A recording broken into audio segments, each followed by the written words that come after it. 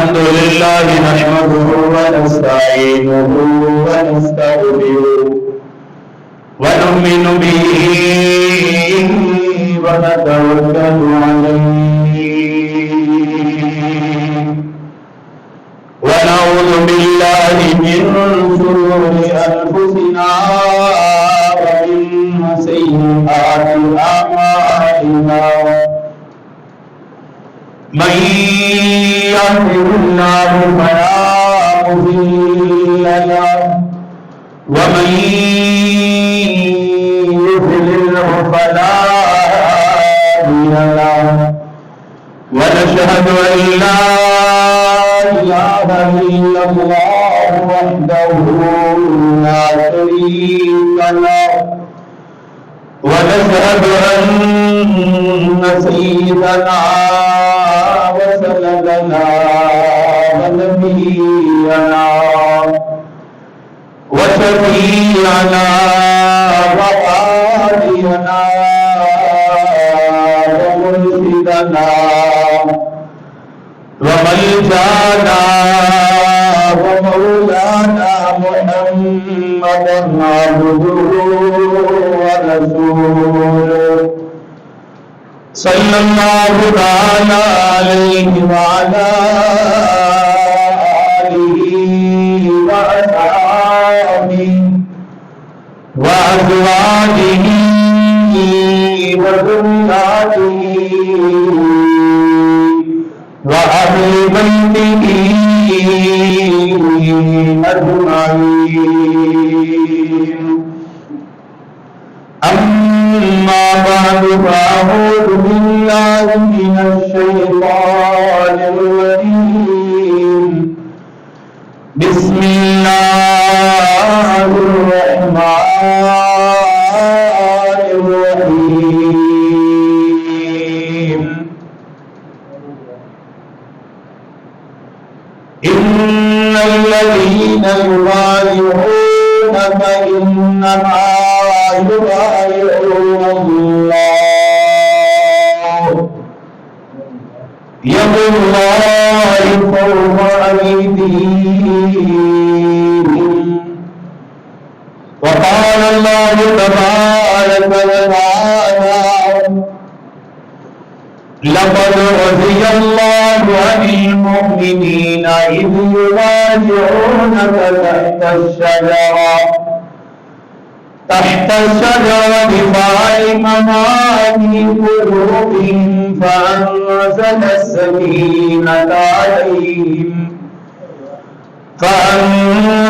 السكينة عليهم وأثابهم فتحا قريبا فقال النبي صلى الله عليه وسلم ألا أستحيي من الرجل يستحيي منه الملائكة فقال النبي صلى الله عليه وسلم لكل نبي رفيق ورفيقي يعني في الجنة عثمان آمنت بالله صدق الله العظيم. عقیدت و محبت کے ساتھ ثواب کی نیت سے تمام حضرات درود پاک پڑھ لیجیے. اللهم صل على محمد وعلى آل محمد كما صليت على إبراهيم وعلى آل إبراهيم إنك حميد مجيد. اللهم بارك على محمد وعلى آل محمد كما باركت على إبراهيم وعلى آل إبراهيم إنك حميد مجيد. محترم سامعین، محترم حاضرین، انتہائی واجب الاحترام بھائیوں بزرگوں دوستوں، آج ذی الحجہ کی 18 تاریخ ہے اور اتفاقاً 18 ذی الحجہ کو داماد رسول، صحابی رسول، ہم زلف علی امیر المؤمنین، صاحب الحجرتین، جانشین حضرت فاروق اعظم رضی اللہ تعالی عنہ، کاتب وحی، شہید مظلوم مدینہ، حضرت سیدنا عثمان غنی رضی اللہ تعالی عنہ کی یوم شہادت ہے، دن کی جمعے کا ہے، تاریخ کی 18 ہے، 18 ذی الحجہ کی یوم شہادت ہے۔ اللہ تعالیٰ تمام اصحاب کی محبت ہر مسلمان کے دل میں پیدا فرمائے اور اللہ تعالیٰ اصحاب رسول کے نقش قدم پر ہم سب کو چلنے کی توفیق نصیب فرمائے۔ اصحاب پیغمبر کے واقعات مسلمان کو خود بھی پڑھنے چاہیے، اصحاب پیغمبر کے واقعات اپنی اولاد کو بھی پڑھانے چاہیے، تاکہ ہمیں بھی اس بات کا احساس ہو کہ اصحاب پیغمبر کی زندگی کیسی تھی، وہ کس طرح زندگی گزارتے تھے، ان کے معمولات کیا تھے، ہماری اولاد کو بھی پتہ چلے کہ ہمارے قائد، ہمارے رہبر صحابہ ہیں جن کی تربیت رسول پاک صلی اللہ علیہ وآلہ وسلم نے کی ہے۔ آج کا المیہ یہ ہے کہ ہم خود بھی صحابہ کی سیرت سے غافل ہیں اور ہماری اولادیں بھی اصحاب رسول کی سیرت سے غافل ہیں، اس لیے ہماری زندگی میں نہ صحابہ کی سیرت ہے نہ رسول پاک صلی اللہ علیہ وسلم کی سنتیں ہیں، کیونکہ ہم نے پڑھنا چھوڑ دیا، سیکھنا چھوڑ دیا، نہ خود پڑھتے ہیں نہ اولاد کو پڑھاتے ہیں۔ آج اولاد کو دنیا کے بدترین لوگ جو بے حیائی کے اندر مشہور و معروف ہیں، اولادوں کو ان کے نام بھی آتے ہیں، اولادوں کو ان کے کردار بھی معلوم ہے، لیکن ہمارے لیے جو ہمارے ایمان کی مثال اللہ نے بنائے ہیں صحابہ، ان کی سیرت سے ہم اور ہماری اولاد واقف ہیں۔ اللہ تعالی ہماری اس غفلت کو معاف فرمائے اور ہمیں اصحاب رسول کی سیرت پڑھ کر اس پر چلنے کی اللہ توفیق نصیب فرمائے۔ حضرت عثمان غنی رضی اللہ تعالی عنہ خلیفہ اسلام، تیسرے نمبر پر خلیفہ ہے اور 12 سال آپ نے خلافت کی ہے۔ حضرت عثمان رضی اللہ تعالی عنہ، آپ کا نام حضرت عثمان ہے، آپ کے والد کا نام حضرت عفان ہے اور آپ کی والدہ کا نام حضرت عروہ ہے، بنو امیہ سے آپ کا تعلق ہے۔ 33 سال کی عمر میں جب ان کی عمر شریف 33 سال تھی، اللہ تعالیٰ نے ان کو ایمان کی دولت عطا فرمائی۔ رسول اللہ صلی اللہ علیہ وآلہ وسلم نے جب اعلان نبوت فرمایا، آپ کی اس دعوت میں سب سے بڑھ کر جس صحابی نے محنت کی وہ حضرت ابو بکر صدیق رضی اللہ تعالی عنہ ہے کہ آقا کے ساتھ مل کر دن رات وہ محنت کرتے تھے، لوگوں کو اللہ کی طرف بلاتے تھے۔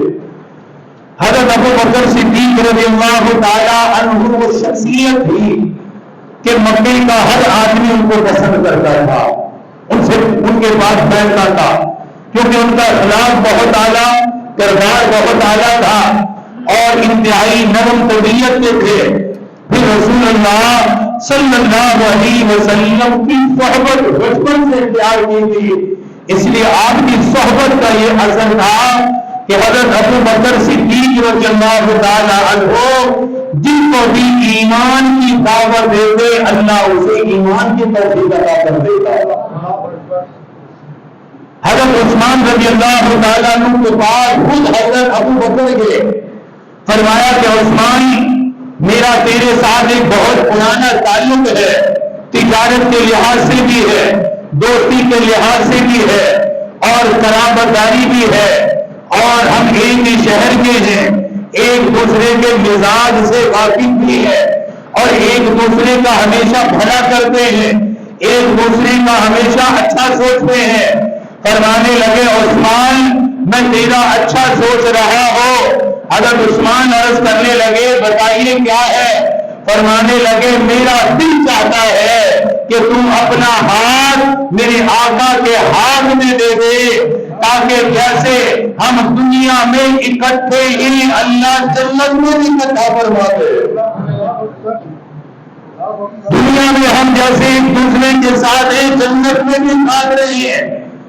اور اللہ کی قدرت کہ حضرت عثمان رضی اللہ تعالی عنہ بالکل دل سے آقا کے پاس جانے کے لیے تیار، لیکن ان صحابہ کی یہ خوش قسمتی کہ ابھی یہ جانا چاہ رہے تھے، سراج منیر خود کر کے آ گئے۔ امام الانبیاء صلی اللہ علیہ وسلم خود ان کے پاس تشریف لے آئے، خود ان کے پاس آ کر بیٹھ گئے۔ حضرت عثمان کی طرف دیکھا، دل تو پہلے ہی نرم ہو چکا تھا حضرت ابو بکر کی دعوت پر، دل تو پہلے ہی اسلام کی طرف متوجہ ہو چکا تھا۔ میرے آقا نے کوئی بہت لمبی تبلیغ نہیں فرمائی، صرف ایک جملہ فرمایا عثمان میں چاہتا ہوں تو جنت کا مالک بنے۔ بس ایک ہی جملہ فرمایا، عثمان میں چاہتا ہوں تو جنت میں جائے، عثمان میں تجھے جنت میں دیکھنا چاہتا ہوں۔ اور جنت میں جانے کا طریقہ فرمایا عثمان یہ ہے کہ میرے ہاتھ میں اپنا ہاتھ دے، کلمہ پڑھ، میں محمد تجھے جنت کی ضمانت دیتا ہوں صلی اللہ علیہ وسلم۔ فوراً اپنا ہاتھ آقا کے ہاتھ میں دیا اور زبان سے فوراً یہ کلمات ادا کیے، اشہد ان لا الہ الا اللہ وانک محمد رسول اللہ۔ عرض کرنے لگے آقا میں نے اقرار کر لیا آپ ہی اللہ کے رسول ہیں، آج کے بعد میرا جینا، میرا مرنا، میری محنت، میرا سب کچھ آپ کے مبارک طریقے اور آپ کے حکم کے مطابق ہوگا۔ سرکار مدینہ صلی اللہ تعالی علیہ وسلم نے ان کو دعا دی۔ حضرت عثمان غنی رضی اللہ تعالیٰ عنہ ان خوش نصیب صحابہ میں جن کے نکاح کے اندر پیارے آقا صلی اللہ تعالیٰ علیہ وسلم کی بیٹی سیدہ رقیہ آئی۔ سیدہ رقیہ رضی اللہ تعالیٰ عنہ حضرت عثمان کے نکاح میں رہی۔ حضرت عثمان نے اپنی زوجہ سیدہ رقیہ کے ساتھ حبشہ کی طرف ہجرت فرمائی، ایمان کے لیے، اسلام کے لیے ہجرت فرمائی۔ 5 سال تک حبشہ کے اندر رہے۔ 5 سال گزارنے کے بعد حضرت عثمان رضی اللہ تعالیٰ عنہ دوبارہ مکہ المکرمہ واپس تشریف لائے۔ آقا مدنی نے اب مدینہ کی طرف ہجرت کا حکم دیا، فرمانے صحابہ مدینہ ہجرت کر جاؤ۔ حضرت عثمان رضی اللہ تعالیٰ عنہ نے مدینہ پاک کی طرف ہجرت فرمائی۔ آقا مدنی نے سن 2 ہجری میں صحابہ کو جہاد کی تیاری کا حکم دیا، جنگ بدر کی تیاری کا حکم دیا۔ حضرت عثمان کو فرمایا عثمان تمہیں جہاد میں میرے ساتھ نہیں جانا، تمہیں جہاد میں شرکت نہیں فرمانی۔ حضرت عثمان عرض کرنے لگے آقا پہلا موقع ہے، اسلام کے لیے مرنے کا موقع ملا ہے، جہاد کے لیے موقع ملا ہے، پھر آپ کی قیادت میں اللہ کی دین کی سربلندی کے لیے لڑنے کا مجھے موقع ملا ہے، آقا جانے کی اجازت عطا فرمائیے۔ آقا نے فرمایا عثمان تم جانتا ہے میری بیٹی سیدہ رقیہ بیمار ہے، تیری زوجہ شدید بیمار ہے۔ فرمایا عثمان میں چاہتا ہوں تو میری بیٹی کا خیال کرے، اس کی ضروریات کا خیال کرے، ورنہ اس کے کھانے کا خیال کرے، اس کے پینے کا خیال کرے، اس کے آرام کا خیال کرے۔ فرمایا عثمان تم جنگ میں لی جائے گا لیکن اللہ تجھے میرے ساتھ جنگ کرنے کا اجر عطا فرمائے گا۔ تو یہاں رہ کر میری بیٹی کا خیال کرے گا، تمہیں جہاد پہ جانے کا اجر ملے گا۔ یہاں رہ کر میری بیٹی کو کھلائے گا، جہاد میں تلوار چلانے کے برابر تجھے اجر ملے گا۔ اگر عثمان رضی اللہ تعالیٰ عنہ جنگ بدر میں شرکت نہ کر سکے، آقا کی بیٹی کی وجہ سے، اپنی زوجہ کی بیماری کی وجہ سے، آقا مدنی صلی اللہ تعالیٰ علیہ وسلم جب جنگ بدر سے واپس آئے، آپ کی بیٹی سیدنا رقیہ رضی اللہ تعالیٰ عنہا دنیا سے پردہ فرما چکی تھی، دنیا سے انتقال کر چکی تھی۔ آقا مدنی نے حضرت عثمان کو غمزدہ دیکھا، پریشان حال دیکھا، حضرت عثمان کو بلا کر فرمایا عثمان مجھے معلوم ہے تیری سب سے بڑی پریشانی کی وجہ کیا ہے۔ تیرے نکاح کے اندر امام الانبیاء کی بیٹی تھی، اب میری بیٹی دنیا سے جا چکی ہے، میری بیٹی کا انتقال ہو چکا ہے۔ لیکن فرمانے لگے عثمان تمہیں مبارک ہو، میں اپنی دوسری بیٹی ام کلثوم کا نکاح دینے کے لیے تیار ہوں۔ اپنی دوسری بیٹی کا نکاح حضرت عثمان کے ساتھ کیا۔ اسی سے معلوم ہوتا ہے آقا حضرت عثمان کو کتنا پسند کرتے تھے۔ عید میں انتقال کے بعد دوسری بیٹی نکاح کے اندر بھی سیدہ ام کلثوم نکاح کے اندر آ گئی۔ آپ صلی اللہ علیہ وسلم نے حضرت عثمان کا نکاح خود کر آیا۔ پھر حضرت عثمان غنی رضی اللہ تعالیٰ عنہ وہ خوش نصیب صحابی ہیں جنہیں آقا نے اپنی زندگی میں جنتی ہونے کی بشارت عطا کی۔ 10 عشرہ مبشرہ جنہیں جنتی ہونے کی بشارت، جنہیں دنیا میں کہا کہ یہ جنتی لوگ ہیں، ان میں حضرت عثمان غنی رضی اللہ تعالیٰ عنہ کا نام موجود ہے کہ آقا نے زبان نبوت سے فرمایا عثمان تو جنتی ہے اور اللہ نے تجھ پر جنت کو واجب قرار دیا ہے۔ آقا مدنی صلی اللہ تعالیٰ علیہ وسلم جب مدینہ پاک میں آئے، مدینہ پاک میں پینے کا میٹھا پانی موجود کوئی نہیں، پینے کے لیے پانی کا انتظام کوئی نہیں، صرف ایک کنواں دین کنواں وہ ایک یہودی کے قبضے کے اندر تھا۔ یہودی پیسے لے کر پانی بیچا کرتا تھا، درہم لے کر پانی بیچا کرتا تھا، دینار لے کر پانی بیچا کرتا تھا۔ حضرات صحابہ کرام ان کی حالت میں یہ تھی، کھانے کے لیے کچھ نہیں تھا، پینے کے لیے کچھ نہیں تھا، سارا مال مکہ میں چھوڑ کر آ چکے تھے۔ ہجرت کی وجہ سے مال مکہ میں رہ گیا، ہجرت کی وجہ سے زمین جائیداد ساری مکہ المکرمہ کے اندر رہ گئی۔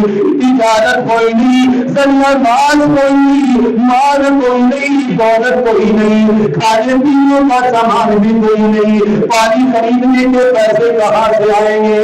ایک صحابی ایک پھول پی کر سارا دن گزارا کر لیا کرتے تھے۔ 24 گھنٹے کے اندر پینے کے لیے ایک پھول پیا کرتا تھا، کیونکہ پانی خریدنے کی طاقت کوئی نہیں، پانی لینے کے لیے رقم کوئی نہیں۔ آقا مدنی تشریف فرما، چہرے پہ غم کی حالت ہے، آپ نے صحابہ کو فرمایا میرے صحابہ مجھے معلوم ہے مدینہ پاک کے اندر پانی کی قلت ہے، پانی کے مسائل ہے، بتاؤ کون ہے جو دین اور دنیا کو خرید کر عذاب کرے گا، مسلمانوں کے لیے پانی کا انتظام کرے گا، مسلمانوں کے لیے پینے کا انتظام کرے گا۔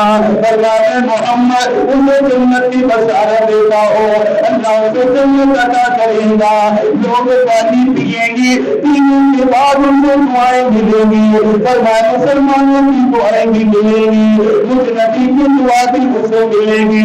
فرمایا بتاؤ دین امت کا کون خریدے گا، اس پر مال کون خرچ کرے گا، خرچ کر کے کون پانی کو آزاد کرے گا۔ حضرت عثمان غنی رضی اللہ تعالیٰ عنہ آقا کی مجلس کے اندر بیٹھے ہوئے، دل کے اندر ارادہ کر لیا میرے مالک مجھے توفیق عطا فرما، تیری پاک قدم پر میں جنت کی بشارت عطا کر دی۔ آقا مدنی نے جنت کی ضمانت عطا کر دی، دعا کرنے لگی میرے پروردگار مجھے یہ طاقت اور ہمت عطا فرما، دین امت کو خرید کر مسلمانوں کے لیے وقف کر سکوں۔ آقا مدنی کی اجازت کے بعد اس یہودی کے گھر آئے جو پیر روما کا مالک تھا، پانی کے کنویں کا مالک تھا، اس کے پاس آ گئے، فرمانے لگے میں تیرا کنواں خریدنے کے لیے آیا، میٹھے پانی کا کنواں، بتا کتنے درہم کے اندر بیچے گا، کتنے سکوں کے اندر بیچے گا؟ پہلے تو وہ تیار نہ ہوا۔ اگر عثمان فرمانے لگی، فرما کتنی رقم مانگے گا، کتنے دینار مانگے گا؟ عثمان دینی کا پابند ہوگا، دینی ڈیمانڈ پوری کرنے کا پابند ہوگا، بتا تجھے کتنی رقم چاہیے؟ کہنے لگا عثمان آگا کنواں میں چنگا وہ بھی 12,000 درہم، 12,000 درہم کے بدلے میں ملے گا، اور میری شرط یہ ہوگی ایک دن منڈوں کا پانی تیرے لیے ہوگا، ایک دن میرے لیے ہوگا۔ یہ باری طے کر لی گئی۔ کہنے لگا یہ شرط ہوگی ایک دن آپ کا اختیار ہوگا، اگلے دن میرا اختیار ہوگا۔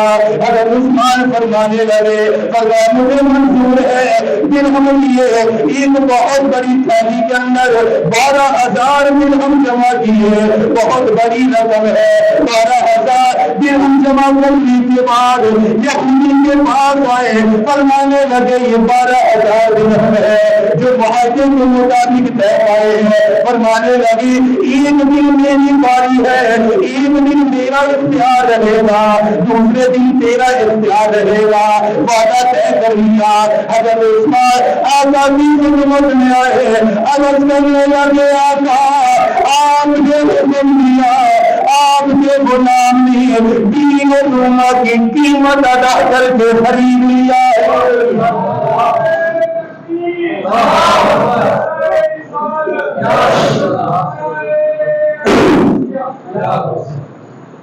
آقا مدنی نے فرمایا عثمان کتنی رقم ادا کی؟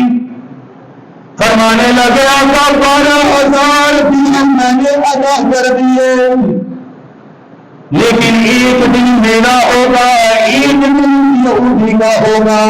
آقا مدنی نے فرمایا عثمان تم نے اپنے اوپر جنت کو واجب کر لیا ہے، مسلمان پانی پیے گا، ایک ایک گھونٹ کے بدلے میں تجھے اجر ملے گا، ایک ایک گھونٹ کے بدلے میں تجھے ثواب ملے گا۔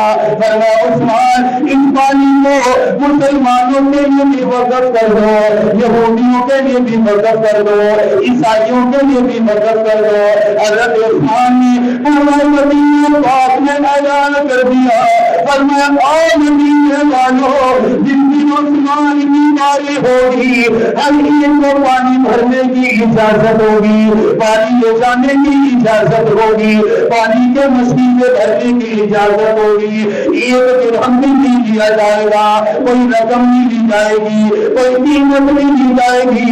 حضرت عثمان کے اعلان کے بعد مسلمان اپنے مسیلے بھر لیا کرتے، جس دن حضرت عثمان کی باری ہوگی مسلمان بھی اپنے لیے پینے کا پانی جمع کرتے، یہودی بھی جمع کرتے، عیسائی بھی جمع کرتے، یہودی بھی تعریف کرنے پہ مجبور ہو گئے، کہنے لگے یہ مسلمانوں کا کیسا کردار ہے، ہمارا یہودی پیسے لے کے پانی دیتا ہے، ایک مسلمان نے کنواں لیا غیر مسلموں کو بھی مفت پانی دے رہا ہے۔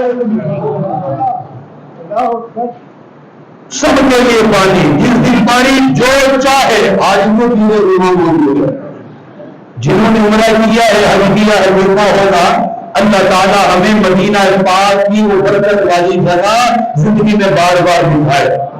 یہ وہ دین روما ہے جو حضرت عثمان نے خریدا, آدھا لے لیا ایک دن. اب آپ سب جانتے ہیں کہ جس دن حضرت عثمان کی باری ہوتی لوگ مشکیزیں بھرتے جمع کر لیتے, اگلے دن وہ یہودی بیٹھا بیٹھا وہاں مچھلیاں مارتا, پانی لینے کو آتا ہی نہیں. بھائی کون پیسے دے جب ان کو ایک دن فری مل رہا ہے, بغیر قیمت میں مل رہا ہے. نہ کوئی مسلمان آتا نہ کوئی یہودی آتا, وہ غیر مسلم بھی پانی لے لیتا. جس دن حضرت عثمان کی باری ہوتی رش لگتا, ہر مسلمان اور غیر مسلم اسے فائدہ حاصل کرتا. کوئی پابندی نہیں, جو مرضی لے جاؤ. پہلے حضرت عثمان چل کر گئے تھے دھواں لینے, اب یہودی خود چل گیا ہے. کہنے لگا یار میرا تو دھندا ایک چوپٹ ہو گیا. وہ جو ایک سونے کی چڑیا تھی وہاں سے پیسے کماتا تھا, تجوریاں بھر رہا تھا, آدھا تجھے بیچ دیا, تیرے باری والے دن سارے لے جاتے, میں تو خالی بیٹھا رہتا ہوں. تو میں اس کا کیا کروں گا؟ تم باقی بھی لے لے, سارا کیوں لے لے, میں سارے لینے کو تیار ہوں. اب حضرت عثمان نے فرمایا بتا کتنی قیمت لے گا؟ آپ کو ظاہر قیمت مل گئی, آدھا تو لے چکے ہیں, اب دیکھیں تو ٹھیک ہے, نہ ہونا اپنے پاس میں کوئی ضرورت تو نہیں ہے. کہنے لگا کہ 8,000 درہم باقی کے بھی ادا کیجیے اور پورا کا پورا آپ رکھ لیجیے. 12,000 پہلے دے چکے تھے, 8 پھر مانگے. فرمایا ٹھیک ہے. عثمان 8 بھی دینے کو تیار ہے. 20,000 درہم, 20,000 درہم, پتہ کتنے قیمت آج کے دور میں کروڑوں میں قیمت بڑھتی ہے. کروڑوں روپے اس کی قیمت ادا کی. 20,000 درہم پورے سونے کے دیے اور وہ پانی کا پورا کنواں خریدا. آقا مدنی کو بشارت دی. آقا نے فرمایا عثمان اللہ نے تم کو جنت واجب کر دیا. یہ وہ عثمان ہے جس نے آقا سے کئی مرتبہ جنت کی بشارت لی. پھر آقا مدنی صلی اللہ علیہ وسلم نے فرمایا میرے صحابہ تم نے دیکھا مسلمانوں کی تعداد بڑھ رہی ہے, روز بروز نماز پڑھنے والوں کی تعداد میں اضافہ ہو رہا ہے, نمازیوں کی تعداد میں اضافہ ہو رہا ہے. فرمایا میرے صحابہ مسجد نبوی کی جگہ کم رہ گئی ہے, اس کی توسیع کی ضرورت ہے. فرمایا بتاؤ مسجد نبوی کے لیے کون جگہ خریدے گا, مسجد کے لیے وقف کرے گا. فرمایا میں محمد جنت کی ضمانت دیتا ہوں, اسے جنت کی ملکیت ملے گی, اللہ اسے جنت کا وارث بنائے گا. حضرت عثمان پھر کھڑے ہو گئے, عرض کرنے لگے آقا جتنی رقم زمین خریدنے میں لگے گی اکیلا عثمان دینے کے لیے تیار ہے.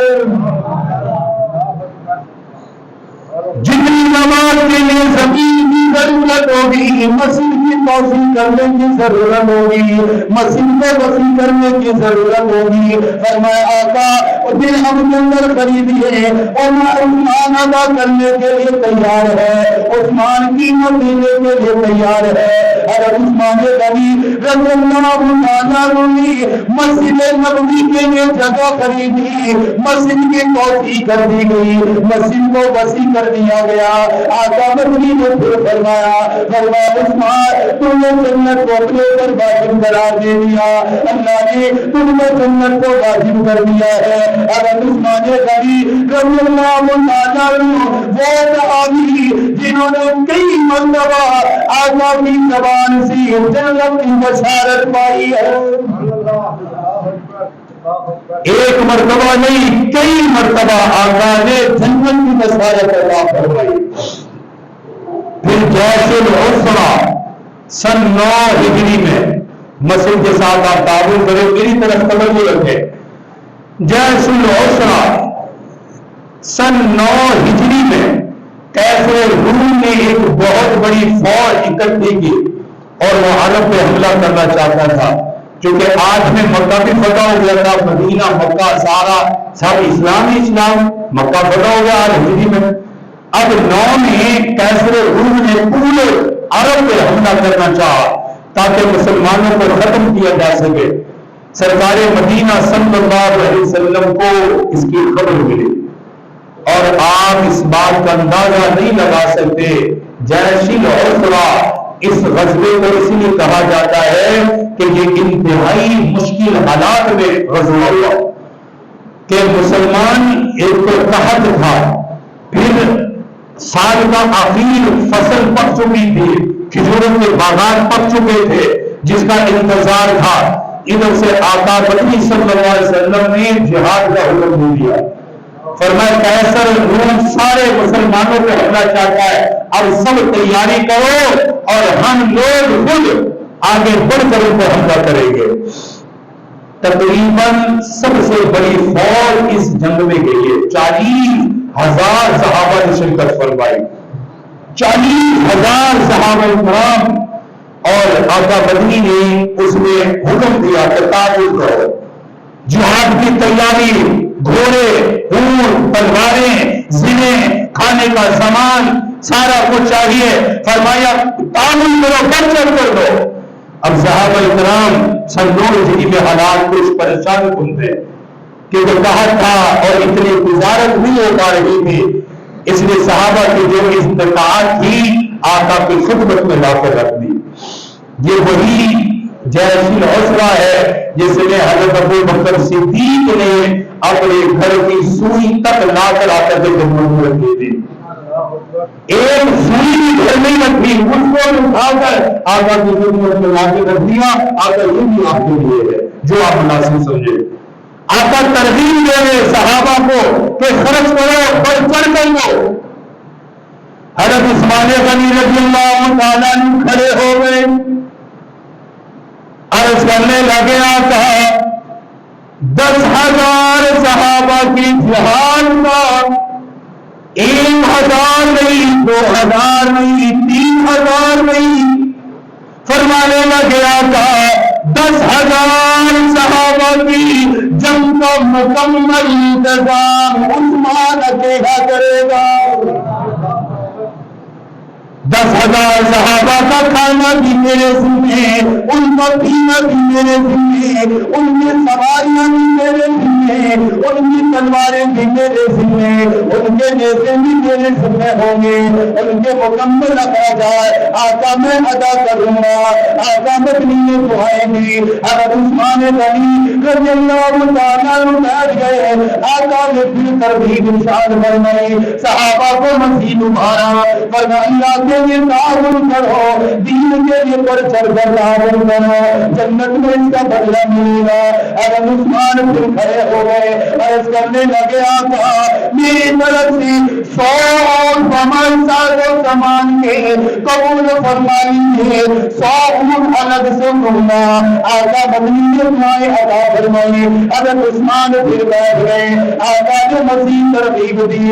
اگر عثمان پھر کھڑے ہو گئے, پھر اونٹوں کا وعدہ کیا, عید کی مجلس کے اندر عرض کرنے لگے. فرمایا آقا 10,000 صحابہ کے لیے جنگ کا انتظام بھی عثمان کرے گا. ان کے ساتھ ساتھ 1,000 اونٹ بھی آقا کی خدمت میں حاضر.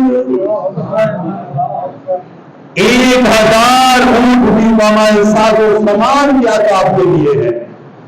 آپ جو مناسب سمجھیں اپنے طور پہ استعمال کیجیے. آپ بتائیے میرے آقا نے کتنی دعائیں دی ہوں گی. حالات بہت مشکل ہے. 10,000 صحابہ ان کا سارا انتظام, پھر 1,000 اونٹ. آج اونٹ خریدو 5-6 لاکھ کا اونٹ ہے, 5-6 لاکھ کا اونٹ ہے اس وقت, اور 1,000 اونٹ. اندازہ لگاؤ کتنی بڑی رقم ہے, اور صرف ایک موقع ہے. فرمایا 1,000 اونٹ صرف اونٹ نہیں, فرمایا ان کو جو قزاوے رکھے ہوں گے, فرمایا وہ بھی سامان سے بھرے ہوئے ہوں گے, وہ بھی سامان سے لگے ہوئے ہوں گے. آقا میری طرف سے ہیں وہ. آقا مدنی کتنے خوش ہوئے ہوں گے. اب پھر بیٹھ گئے, آقا پھر ترغیب ہوئے کیونکہ ضرورت بہت بڑی ہے. 40,000 صحابہ ہے اور جنگ ہے کیسر روم کے خلاف. پھر ترغیب دے رہے. اس لیے لوگوں کو دین پر ابھارنا, تعاون پر ابھارنا میرے آقا کی سنت ہے, میرے آقا کی اس لیے ہم بھی منبر سے آواز لگاتے بھائی مسجد کے ساتھ تعاون کرو، مدرسے کے ساتھ تعاون کرو، فلاں نیک کام میں تعاون کرو، یہ میرے آقا کی سنت ہے۔ میرے آقا ترغیب اور بڑی شدت کے ساتھ ترغیب دیتے تھے کہ کئی لوگ ایک مرتبہ تعاون کر کے بیٹھتے تھے، آقا کی زبان سے پھر ترغیب سن کر پھر کھڑے ہو جاتے تھے، محبت سے پھر کھڑے ہوتے تھے۔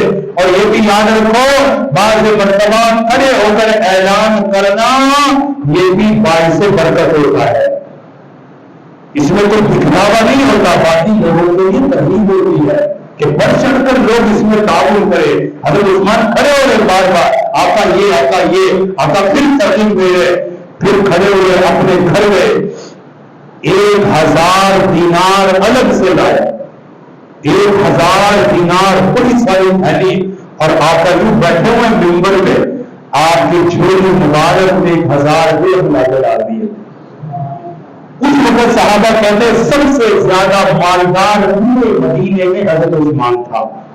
اس کی وجہ یہ تھی کہ بہت بڑا ہزاروں کی تعداد میں اونٹ حضرت عثمان کے ملک شام سے آئے تھے، تجارت کے بہت بڑی انہوں نے تجارت ملک شام سے کی تھی، اور وہ قافلہ اسی وقت مدینے میں آیا تھا، اس لیے ان کے پاس بہت بڑا مال تھا، بہت اللہ نے نفع دیا۔ وہ سارا کا سارا آقا کے قدموں میں ڈلایا، 1000 دینار پھر لائے، آقا کی جھولی پھر توجہ کر یہ رکھ دیے لا کے، آقا یہ میری طرف سے اور ہے۔ اب کتنا بڑا تعاون ہے، آقا مدنی صحابہ دیکھے میری طرف سے صحابہ کہتے اپنے حضور کو پہلی مرتبہ یہ کرتے ہوئے دیکھا، یہ اپنے ہاتھ میں سکے اٹھاتے ہی اچھالتے، کبھی اس ہاتھ میں ڈال دے، کبھی اس ہاتھ میں ڈال دے، کبھی اس ہاتھ میں، کبھی اس ہاتھ میں، اور چہرہ مبارک 14ویں رات کے چاند سے بھی زیادہ حسین، مسکرا رہے تھے، آقا مسکرا رہے تھے۔ اسی مسکراہٹ میں فرمایا ما ذر عثمان ما عمل بعد هذا اليوم، فرمایا عثمان آج کے بعد تو کچھ بھی کر اللہ تم سے حساب نہیں لے گا، آج کے بعد تیرے کسی عمل کرنا تجھ سے حساب نہیں لے گا۔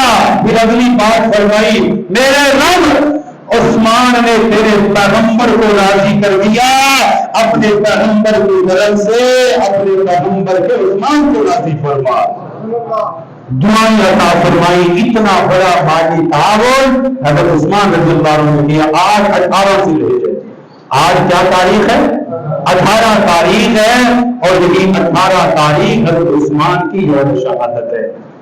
اللہ تعالیٰ ان کے درجات بلند فرمائے، اللہ پاک ان کی قبر روشن فرمائے۔ وہ جس نقش قدم اور ان کے اندر صحابہ اور ایک بے پناہ اللہ اور رسول کی محبت کی، اللہ وہ ہمارے اندر بھی پیدا فرمائے۔